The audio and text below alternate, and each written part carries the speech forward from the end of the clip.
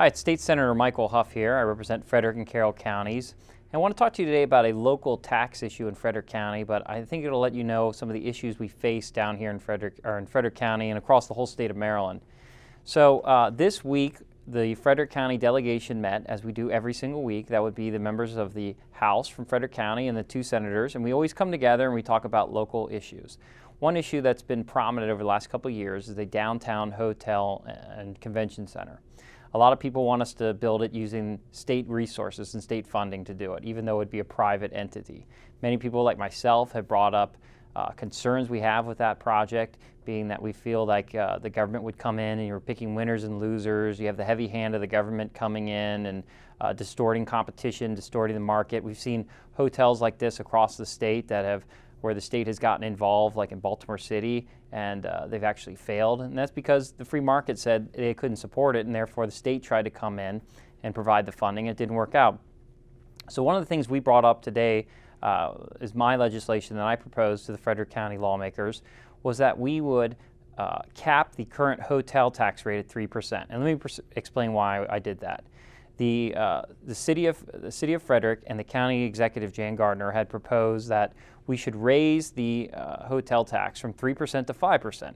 That means that all the hotels in the county, from Emmitsburg to Brunswick to Thurmont to the city of Frederick, would all have to pay higher taxes for the purpose of funding the construction of the downtown hotel center. I thought this was completely fundamentally unfair. Not only do I oppose higher taxes, but I oppose higher taxes when you have on individuals where they're going to be basically forced to fund their competition.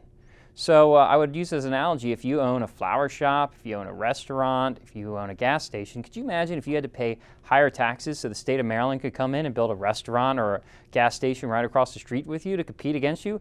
Not only would you be mad that you're paying higher taxes, but you're even more mad at the fact that the state's using that money to compete against you. So I just thought this was outrageous, outlandish.